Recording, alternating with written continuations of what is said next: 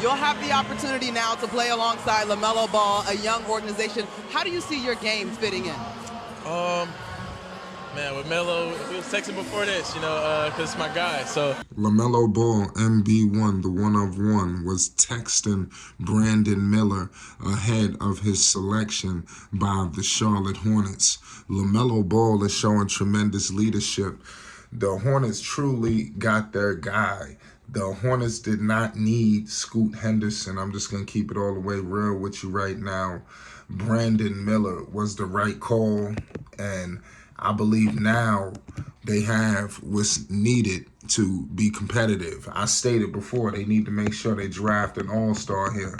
People going to say whatever they want to say because Scoot Henderson, they say it was reports that in any other draft, he would have been #1. It was so high praise for him, but Scoot Henderson was not the right call for Charlotte. He's 6'2", he's undersized. They've been down this road before. I think it's time for change. They don't need to have undersized guards. Make sure you hit the subscribe button. You already know what it is. Brandon Miller, the kid from Alabama, is paired up with Lamelo Ball, MB1. You already know we got a plethora of Lamelo Ball content, ladies and gentlemen. Triple B's. We're going to be documenting all things Charlotte Hornets. Everything, man. This thing is just... This is insane. I'm still lost for words, at this whole draft process. It seemed like it was a roller coaster. One day it was Scoot Henderson. One day it was Miller. The other day it was Zion. The other day, they about to pull off a blockbuster. It was, like I said, it was crazy. Mitch Kupchak speaking out late. It was just a turn. It was a shocking turn of events all throughout the process from the moment the draft lottery started. The Hornets sent these prospects on a whirlwind, and it looked like they didn't know what was going to happen until that phone call was made, on draft night. So the Hornets, I guess, played it right. I think that Brandon Miller, now that you see that there's a relationship here, with Lamelo, he said, that's my guy. You heard him. He talked about Lamelo being a great vet now. Lamelo Ball, man, he's already taken his game to never before seen heights. We already know he's an all-star caliber. He's a superstar caliber, but he's an all-star guard numerous times over. A lot of people don't want to give him superstar status, but he is a superstar in the league. You understand? Now I believe he has the horses now to truly compete, because that's the thing that was really holding Lamelo Ball back. When you have other people with different situations than you, and their situation looks a little bit more fruitful, it's just not going to go well for you, especially when they have other pieces on the puzzle. They needed this selection. They needed this second overall pick, and they finally got a gem that I don't think they would have ever got no other way. Similar to they got Lamelo Ball.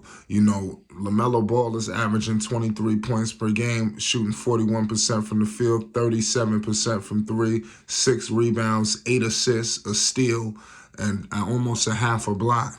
He's been improving every season he's been in this league, and I think that his assist numbers go up now. I think Lamelo could easily average 12 assists now with Melo on the roster. This is serious.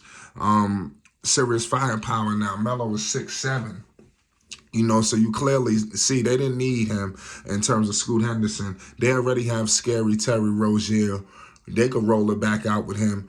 They needed you need these players. You need these wing threats in the NBA, man. You have to have them. And this guy is trying to compare himself to Paul George. If he is anything like Paul George, the Charlotte Hornets got something special. If he has any resemblance of Paul George, Lamelo Ball, man, they about to do something crazy. With this kind of firepower, everybody just stepping up. You got the center. You got Bridges coming in. They got the pieces, man. I think that Miller, he's a starter. Maybe not right away, but because you know how Charlotte do, they might not give him the keys immediately. But I think Miller, I don't know. I'm going to be real with you. I think Miller starts day one. They usually don't do that, but I think Miller is a different kind of player. He's a wing, and they have a elite playmaker that I think is going to be able to get Miller in the spots needed. And him and Lamelo already with this great chemistry, man, the sky's the limit. The Charlotte Hornets are playoff bound. You know, now the talent looks special. You got Melo, Miller, you understand? Whatever they're going to do with Terry, possibly PJ. You have also Miles, Mark Williams, Nick Richards. These guys coming, they could always upgrade that bench, and I'm expecting them to do that tonight. Make sure y'all stay tuned because we're gonna be monitoring that situation.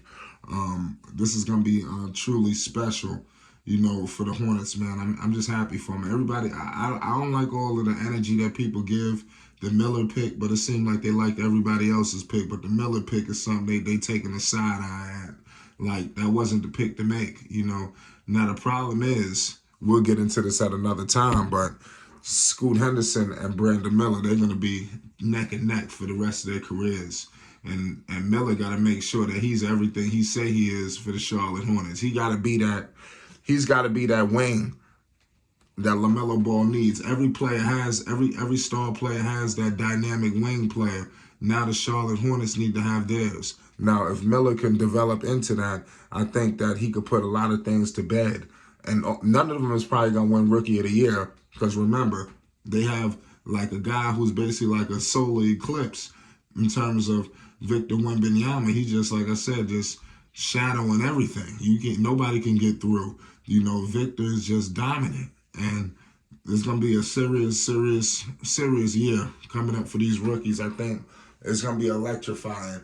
And that Miller and Scoot, they're going to be having a race of their own, and it'll be interesting to see if the Hornets regret their decision, selecting Brandon Miller, or even regret not trading, the pick. Obviously, Scoot Henderson may have not been as highly coveted as you thought. I think if New Orleans desperately wanted Scoot Henderson, I think if New Orleans desperately wanted Scoot and they wanted to trade Zion or something special like that, I think the Charlotte Hornets would have drafted Scoot and traded him, to make sure that they got Zion Williamson if he was on the table. That would have been easy. Like anybody can make that decision. You roll the dice. None of these guys is going to be Zion Williamson if he's healthy. So you possibly including Victor Wembanyama, as crazy, as hyped as he is, you have to throw him in that puzzle as well. Everything is not all edged in stone for him, But this is an exciting night of basketball.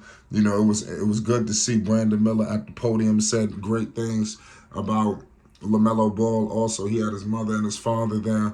This is a good time in basketball, man. Brandon Miller, man, 6'9", he was the pick. He's 20 years old, from Nashville, Tennessee, played for the Alabama Crimson Tide. The forward, you already know what it is. He was drafted 2nd overall to the Charlotte Hornets, Queen City. You got one.